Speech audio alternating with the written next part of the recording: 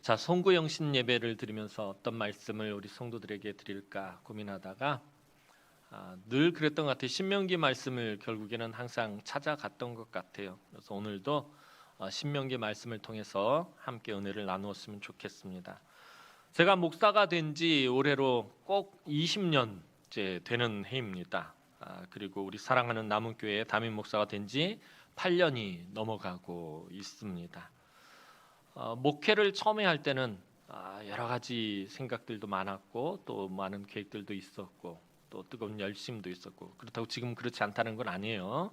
그런데 목회를 하면 할수록 계속해서 느끼게 되는 게 뭐냐면 뭔지 모르겠다라는 거예요. 참 모르겠다라는 거예요. 첫째, 하나님을 잘 모르겠고요. 이해가 안 돼요, 도무지. 목사인 저도요. 어떤 때는 하나님이 이해가 도무지 안 되는 거예요. 하나님 왜 그러셨을까? 한참 지난 다음에서야 비로소 이 미련하고 어리석은 것이 깨닫게 되는 거예요. 그래서 하나님 그러셨구나. 그럼 두 번째가 사람을 모르겠다는 거예요. 도대체 그러잖아요. 10길 물속은 알아도 한 길 사람 마음속은 모른다고, 사람을 도무지 모르겠다는 거예요. 또 우리의 삶 가운데 왜 이런 여러 가지 일들이 일어나는지, 특별히 참 열심히 신앙생활하는 사람들이 왜 고난을 당해야 되는지, 왜 어려움을 겪어야 되는지, 왜 이 건강이라든지 물질이라든지 여러 가지 문제로 왜 걱정하고 근심하고 염려하며 또 고난과 환난 가운데서 살아가야 하는지 참 모르는 게 점점 더 많아지는 것 같습니다. 모르면 모를수록 결국에 누구를 의지할 수밖에 없게 되는 것입니까? 하나님만 의지할 수밖에 없게 되는 것입니다. 하나님 그렇게 말씀하시는 것 같아요. 어리석은 성목사야, 뭘 자꾸 이해하려고 하니? 네가 나를 이해할 수 있겠니? 그냥 나만 믿고 따라오렴. 그러시는 것 같아요. 계속 모르게 하시는 것이 그러는 것 같습니다. 여러분들도 마찬가지일 것이에요. 예수 믿는다라는 것이 때로는 참 쉽지 않구나. 늘 제가 자주 말씀드렸던 것처럼 예수 믿는데 왜 이런 일들이 나에게 일어날까라는 아마 그런 고민, 그런 생각들 많이 해보셨는 줄로 압니다. 물질로 인해서 어려움을 겪는 사람은 그 어려움 때문에 근심하게 되고, 또 부유한 사람이라고 해서 또 꼭 완전히 행복한 것만은 아닙니다. 또 건강이 나빠진 사람들은 그로 인해서 낙심하게 되고, 또 건강한 사람이라고 해서 또 마냥 좋은 것도 아닙니다. 우리 인생이 끊임없이 고생과 괴로움으로 가득 차 있다라는 것을 보게 됩니다. 그래서 모세는 시편 90편 10절에서 이렇게 노래하고 있습니다. 시편 90편 10절 말씀 우리 다 함께 한번 보도록 하겠습니다. 시작.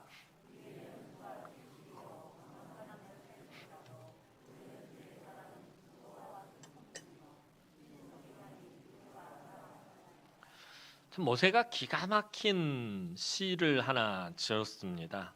우리의 연수가 70이요 강건하면 80이라도 그 연수의 자랑은 수고와 슬픔뿐이며 신속히 가니 우리가 날아가나이다. 우리의 인생에 이 슬픔과 수고와 괴로움이 참 많이 있다라는 것, 그리고 우리의 시간이 너무 빨리 지나간다라고 그렇게 말합니다. 모세가 자기의 삶을 돌이켜보니 그러했다라는 것입니다. 어느새 120세가 됐고요. 백성들을 이끌고 요단 동편에 서 있게 되었습니다. 그래서 더더욱이 하나님의 은혜를 바라고 소망했는지 모릅니다. 모세는 늘 이런 심정으로 이스라엘 자손들을 바라보았습니다. 이제 40년의 광야의 시간이 끝나갈 때쯤에 요단 동편에서 모세가 마지막으로 이스라엘 자손들을 향해서 고별 설교의 형식으로 그동안 광야에서 주셨던 하나님의 말씀들을 잘 정리해 놓은 것이 바로 이 신명기 말씀입니다. 그 중에서도 오늘 본문은 이스라엘에게 왜 광야길이 필요했는지, 그들이 왜 광야의 길을 걸어야 했는지, 쉽고 편한 길이 있었음에도 불구하고 하나님이 왜 광야길로 인도하셨는지, 그리고 이 고난의 광야를 어떻게 지나가야 하는지, 그것에 관한 것을 이야기하는 말씀이 오늘 본문 말씀입니다. 광야길을 걸어가던 이스라엘 자손들은 40년 동안 우리는 상상도 할 수 없는 일들을 겪어야만 했을 것입니다. 여러분, 요즘 가장 꽤 유행하는 것 중에 하나가 캠핑 문화가 또 요즘 굉장히 많이 흥하고 있습니다. 들로, 산으로, 바다로, 야외로 나가서 텐트를 치고 그곳에서 하룻밤을 지내면서 지내는 그것들을 우리는 되게 낭만이라고 생각하고 그렇게 요즘 많은 젊은 사람들이 그것들을 즐깁니다. 이 당시에, 모세 당시에 아마 이런 이야기를 하면 막 설레설레 흔들었을 것입니다. 40년 동안 광야에서 천막을 치고 살았기 때문입니다. 여러분, 광야라는 곳이요, 제가 성지 순례를 갔다 오고 여러 곳을, 예루살렘도 가보고 갈릴리도 가보고 하여튼 여리고도 가고 여러 곳을 다 가봤는데 시간이 지나면요, 아무리 좋은 곳을 갔다 와도 기억이 다 흐려지게 되어 있어요. 그런데 아직까지도 기억이 또렷하게 남는 것은요, 광야입니다. 희한하게도 광야에 대한 기억은 지워지지가 않습니다. 올해도 우리 성도들의 배려하심으로 제가 또 성지를 갔다 왔는데 여전히 광야만이 마음속에 남아 있습니다. 광야라는 곳이요, 낮에는 기온이 50도가 넘게 올라갑니다. 너무너무 덥습니다. 그 더위와 견뎌야 했고요. 밤이 되면 또 기온이 뚝 떨어집니다. 거의 0도에 가깝게 그렇게 떨어져서 추위와 싸워야 하는 곳이 바로 이 광야입니다. 일교차가 50도 이상 나면요, 사람이 원래 살아갈 수가 없습니다. 그런 곳에서 이스라엘 자손들이 40년을 있어야 했습니다. 또 수시로 불뱀과 독충이 튀어나오고요, 밤에 자려고 누우면 멀리서 들짐승들이 거칠게 우는 소리가 들리고요, 얇은 천막으로만 간신히 몸을 가릴 수 있는 곳이 광야였습니다. 그런 곳에서 40년을 이스라엘 백성들이 살았습니다. 그렇다고 그들이 무언가 넉넉하게 가지고 있었던 것도 아니고요, 마실 물도 없고 먹을 양식도 구할 수 없는 곳이었고요, 한참을 걷다 보면 어디쯤 와 있는지 또 내가 얼마만큼 걸었는지 알 수가 없는 곳이 바로 광야입니다. 그런 곳에서 무려 40년을 살았습니다. 그 40년이 애굽에서의 400년의 축소판이나 마찬가지였습니다. 40년을 광야에서 이렇게 살던 이스라엘 자손들에게 모세는 한 가지 중요한 사실을 알려줍니다. 오늘 본문 2절 말씀 한번 보도록 하겠습니다. 오늘 본문 2절 말씀입니다. 시작.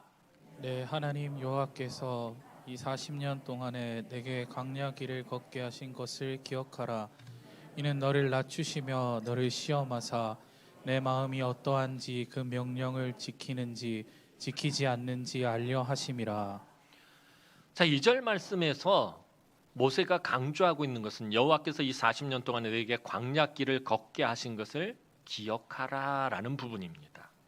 40년의 광야의 여정을 마치고 나서 모세는 그 광야의 여정은 모두 누가 허락하신 것이다? 하나님이 허락하신 것이었다라고 말합니다. 오늘 우리가 이 땅에서 겪는 모든 것이 모두 하나님이 우리에게 허락하신 일이다라고 말하는 것과 같은 것입니다. 내가 살아가면서 겪게 되는 모든 일들이 다 하나님이 허락하신 일입니다. 이스라엘이 40년 동안 광야의 길을 걸어야 했던 것은 사실 그들이 하나님을 불신한 데서 기인합니다. 40년 전에 가데스 바네아에서 하나님이 주신 약속의 땅을 악평하고 원망하고 애굽으로 돌아가자며 하나님을 대적한 결과가 광야에서 40년 동안 유리하는 것이었습니다. 그래서 이스라엘을 징계하신 것이라고 오늘 우리가 읽진 않았지만 5절에서 모세는 밝히고 있습니다. 5절 말씀 한번 보도록 하겠습니다. 오늘 5절 말씀입니다. 시작. 너는 사람이 그 아들을 징계함 같이 내 하나님 여호와께서 너를 징계하시는 줄 마음에 생각하고. 자, 하나님께서 너희가 광야 길을 가도록 허락하셨고 이 모든 것이 다 하나님이 계획하신 것이었다. 그런데 이 모든 일들이 사람이 그 아들을 징계함 같이 내 하나님 여호와께서 너를 징계하는 줄로 마음에 생각해라 라고 말씀합니다. 그런데 하나님의 징계하심은 분명한 목적을 가지고 있습니다. 하나님께서 당신 기분 풀자고 감정 풀자고 징계하시는 것이 아니다라는 거예요. 징계하는 것은 반드시 목적이 있습니다. 이 5절에서 징계하다라는 말은 히브리어 성경 원전에서 어떤 의미를 가지고 있냐면 훈련하다, 잘못된 것을 바로잡다, 잘못을 깨닫게 하다라는 의미를 담고 있는 말이 징계하다라는 말입니다. 그러니까 하나님이 이스라엘을 광야로 내모신 것은 그들을 광야에서 망하게 하고 그냥 죽도록 고생시키기 위해서인 것이 아니다라는 것입니다. 비록 가데스 바네아에서 그들이 하나님을 대적하고 원망하고 불평해서 징계하심으로 광야길로 내모으셨지만 그것이 이스라엘을 심판하시고 망하게 하시고 그들을 멸망시키려고 하나님께서 그렇게 하신 것이 아니다라고 모세가 말을 하고 있는 것입니다. 말도 죽으라고 듣지 않는 너희들 그냥 광야에서 망해버려라, 이것이 목적이었다면 애굽에서 불러내시지도 않았을 것입니다. 그냥 애굽에서 고통받다가 죽으면 그만이기 때문입니다. 하지만 하나님은 그 백성들을 광야에서 훈련하시고 잘못을 깨닫고 돌이키게 하기 위해서라고 오늘 모세는 말하고 있습니다. 그러니까 오늘 우리가 때때로 광야와 같은 삶을 사는 것도 우리를 망하게 하기 위함이 아니라는 것입니다.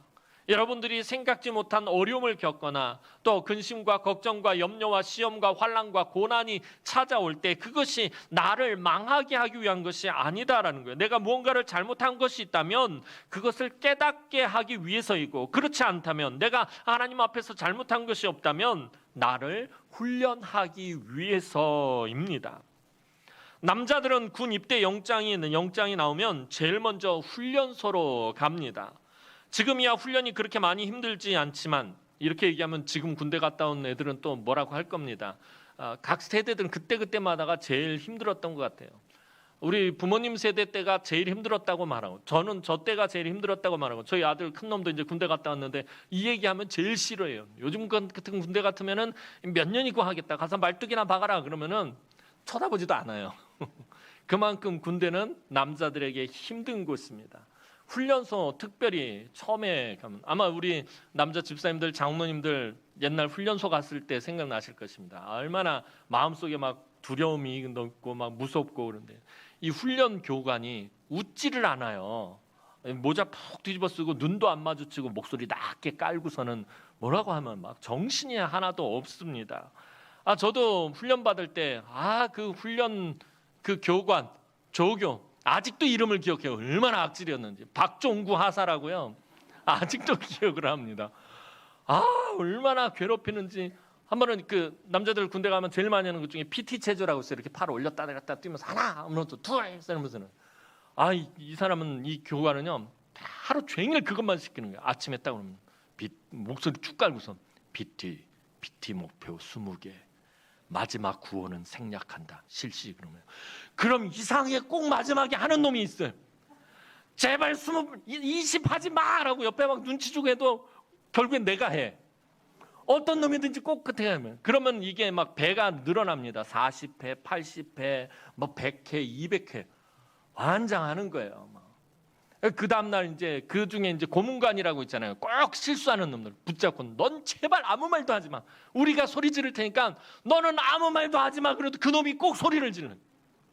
너 왜 그러는 거야 하지 마. 그리고 그날 밤에 그 내무반에서 막 심지어 막 두들겨 패요.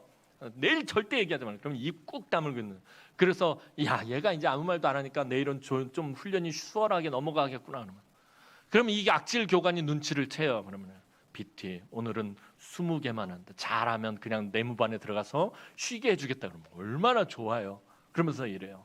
자, PT 목표 20개. 2와 3의 배수는 생략한다. 이게 뭔 소리야. 그냥 차라리 1000개 하라고 하지. 얼마나 괴롭히는지. 나중에는 그런 거예요. 그 훈련 교관이 나를 미워한다라고 생각해요. 나를 싫어하는구나, 나를 미워하는구나 라는 그런 생각이 들 정도로 정말 힘들게 했습니다. 나를 그냥 괴롭히는 게 그 사람은 그게 즐겁고 그게 재미있는 줄 알고 그렇게 생각했어요. 하지만 그것이 나를 군인으로서 만들어가는 과정이었다라는 것을 이제 나중에 알게 됩니다. 훈련소 과정 없이 바로 자대를 배치받았다면요, 사건과 사고가 끊이지 않았을 것이. 훈련소에서 제식 훈련을 받으며 군기를 잡고요, 또 PT 체조라든지 연병장을 돌면서 체력을 키우고요, 맞아가면서 사격장에 가서 총 쏘는 법을 배우고요. 그랬기 때문에 자대 배치를 받았을 때 사건 사고가 나지 않는 것입니다. 총 쏘는 법도 모르고 자대 배치 받으면 총기 사고 나고 난리 납니다. 이 훈련소의 과정이 그래서 필요한 것입니다. 군대 훈련소도 이러할진데 하나님이 허락하시는 광야의 과정은 우리로 온전한 하나님의 백성이 되게 만들어가는 그 과정이었다라는 것입니다. 사실 성경을 보면 대부분의 하나님의 사람들은 광야의 과정을 반드시 통과해야 했습니다. 우리 믿음의 조상 아브라함, 야곱, 요셉, 모세, 여호수아, 다윗, 엘리야, 다니엘, 이런만 들어도 기라성 같은 이런 우리 믿음의 선진들은 광야의 그 시간을 분명히 지나쳐야 했다라는 것입니다. 이 사람들을 비롯한 많은 하나님의 사람들이 광야길로 내몰린 경험을 하게 되었습니다. 이것이 무엇을 말하는 것입니까? 우리도 이 세상에서 광야의 길을 걸어가지 않을 수 없다라는 것입니다. 우리 믿음의 조상들이 광야의 길을 걸어갔듯이 저와 여러분들도 광야의 길을 걸어갈 수밖에 없다라는 것입니다. 우리 주님도 그 공생의 시작을 어디에서 시작하셨어요? 광야에서 시작하셨습니다. 마가복음 1장 12절 말씀 한번 보도록 하겠습니다. 마가복음 1장 12절 말씀입니다. 시작. 성령이 곧 예수를 광야로 몰아내신지라. 자, 예수님이 이제 공생애를 막 시작하시려고 하는데 성령이 예수를 광야로 몰아내신지라라고 마가는 기록하고 있어요. 몰아냈다라고 아주 과격한 표현을 사용하고 있어요. 아주 강력하게 역사하셨다는 거예요. 그래서 예수님이 광야로 나가서 공생애를 시작하게 하셨다는 거예요. 예수님도 그 사역을 시작하기 전에 반드시 광야의 길을 걸어야만 하셨습니다. 왜냐하면 광야의 삶을 사는 사람들을 구원하기 위해서 주님도 그 광야에서 끔찍한 사탄의 시험을 겪어야만 했기 때문이었다라는 거예요. 예수님이 구원하시고자 하는 그 사람들, 예수님이 구원하고자 하는 저와 여러분들이 광야의 길을 걸어가는 사람들이기 때문에 예수님께서도 광야의 길을 걸으셨고 그곳에서 사탄의 끔찍한 그 시험을 받으셔야 했다라는 것입니다. 그럼 도대체 광야가 무슨 의미가 있기에 하나님은 오늘 우리가 계속 광야의 과정을 걸어가게 하시는 것입니까? 정말 아이러니한 것은 그 괴롭고 고통스러운 광야에서 우리가 하나님과 소통할 수 있기 때문이다라는 거예요.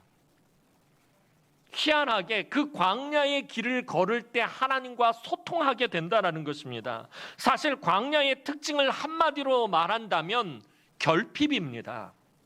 단절입니다. 부족한 정도가 아니라 아예 없는 것입니다.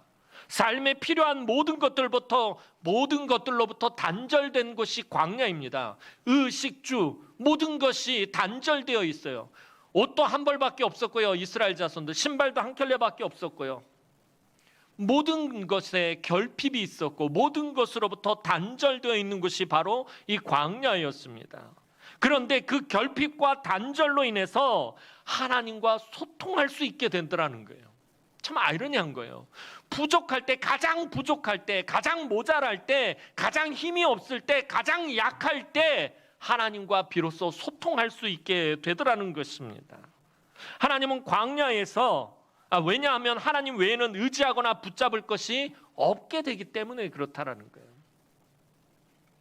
우리에게 뭔가 있다면, 우리 손에 뭔가 있다면 그것을 잡으려고 하고 내가 뭘 가지고 있다면, 뭘 소유하고 있다면 계속 그것을 붙잡으려고 하는 텐데 그런 것들이 없기 때문에 내가 붙잡으려고 하는 것들이 없어지기 때문에 결국에 하나님만 바라볼 수밖에 없고 하나님만 붙잡을 수밖에 없다라는 것입니다. 하나님은 광야에서 그 추운 밤에 불기둥으로 백성들과 소통하셨습니다. 무더운 한낮에는 구름 기둥으로 그늘을 만들어 주시면서 소통하셨어요. 너희가 춥구나. 춥니? 그래서 내가 따뜻하게 해줄게. 너희가 덥니? 그럼 내가 그늘을 만들어서 너희를 시원하게 해줄게. 새벽에 만나를 주시며 배고픈 백성들과 소통하셨고요. 너희가 배가 고프구나. 내가 양식을 내려줄게. 반석에서 물을 내며 타는 목마름으로 고통을 당하던 백성들과 소통하셨어요. 너희가 목마르구나. 내가 생수를 내서 너희의 목마름을 해결해 줄게. 하나님은 그 부족함 가운데, 모자람 가운데, 그 결핍 속에서, 그 단절됨 속에서 백성들과 소통하셨다라는 것입니다. 하나님은 결핍과 단절의 광야에서 무엇으로 소통하신 것이에요? 공급하심으로 소통하셨다라는 거예요. 자, 오늘 본문 3절 말씀 한번 보도록 하겠습니다. 3절 말씀입니다. 시작. 너를 낮추시며 너를 줄이게 하시며 또 너도 알지 못하며 내 조상들도 알지 못하던 만나를 내게 먹이신 것은 사람이 떡으로만 사는 것이 아니요 여호와의 입에서 나오는 모든 말씀으로 사는 줄을 내가 알게 하려 하심이니라. 자, 이 3절 말씀에서 모세는 광야의 특징을 세 가지로 말합니다. 첫째는 광야는 낮아지는 곳이다라는 거예요. 자기의 모든 것들이 꺾이고 부서지고 낮아진 곳이 바로 광야라는 것입니다. 우리의 모든 것을 꺾어야만, 내려놔야만 살 수 있는 곳입니다. 그리고 광야는 줄이게 하는 곳이다라고 말하고 있어요. 모세는 배가 고픈 곳이라는 거예요. 모자르고 결핍으로 인해서 배고픔, 즉 결핍의 장소가 광야다라고 말하고 있어요. 자, 이 두 가지 특징만 놓고 본다면 광야는 사실 아무런 소망이 없는 곳이에요. 절망과 낙심과 그런 것밖에 없는 곳이에요. 사람이 이거 어떻게 살아요? 낮아지는 곳, 자기를 꺾어야 되는 곳, 바닥까지 낮아져야 되고요. 배가 고픔, 결핍, 단절 이런 것들이 있는 곳이에요. 이 두 번째 특징까지 말했을 때는 광야라는 곳은 정말 지옥 같은 곳일 것입니다. 그런데 모세는 광야는 이렇게 낮아지고 배고픔의 장소만은 아니라고 말하고 있습니다. 세 번째 광야의 특징을 무엇이라고 말하고 있냐면은 너도 알지 못하고 조상들도 알지 못하던 만나를 먹게 하시는 곳이다라고 모세는 세 번째 특징을 말하고 있습니다. 광야는 모든 것을 꺾고 낮아지고 단절과 결핍으로 고통을 당하는 곳만은 아니다라는 것입니다. 광야는 그렇게 모든 것이 결핍되고 단절된 곳에서 하나님의 특별한 공급하심을 체험하는 곳이 바로 광야다라고 모세는 우리에게 말해주고 있습니다. 우리가 광야와 같은 인생길을 걸어갈 때 버틸 수 있는 것은 나도 알지 못하고 우리 주변 사람도 알지 못하는 하나님의 특별한 은혜의 공급하심이 있기 때문에 저와 여러분들이 인생길을 가면서 광야와 같은 시간을 지날 때 버틸 수 있게 되더라는 것입니다. 4절 말씀 보도록 하겠습니다. 오늘 본문 4절 말씀입니다. 시작. 이 40년 동안에 내 의복이 헤어지지 아니하였고 내 발이 부르트지 아니하였느니라. 이스라엘 자손들이 광야길을 걸어가는데 40년 동안 의복이 해지지 않았어요. 발이 부르트지 않았어요. 신발이 부르트지 않아가지고 그들이 그 광야에서 옷과 신발과 그런 것으로 인해서 염려할 필요가 없었다는 거예요. 이게 옷이 해지지 않고 신발이 터지지 않아서 40년 내내 똑같은 옷만 입고 똑같은 신발만 신고 있다라는 게 어떻게 보면은 이게 참 난감한 것 같은데 이게 얼마나 놀라운 기적입니까? 나도 알지 못하게 하나님께서 그런 은혜와 기적을 베푸셨음을 말하고 있는 것입니다.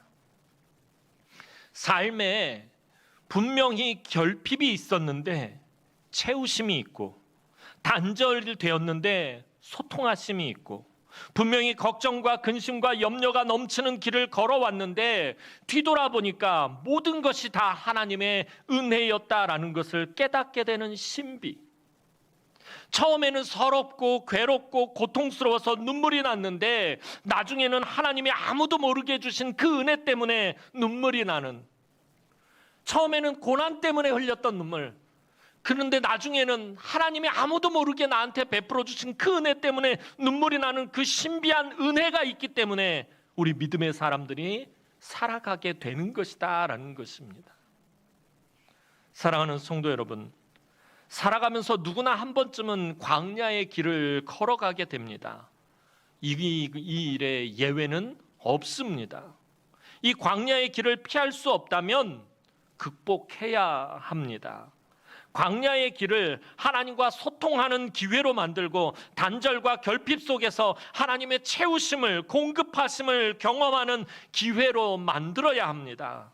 그렇게 광야에서 하나님을 만나야만 온전한 믿음의 길을 갈 수 있게 된다라는 거예요.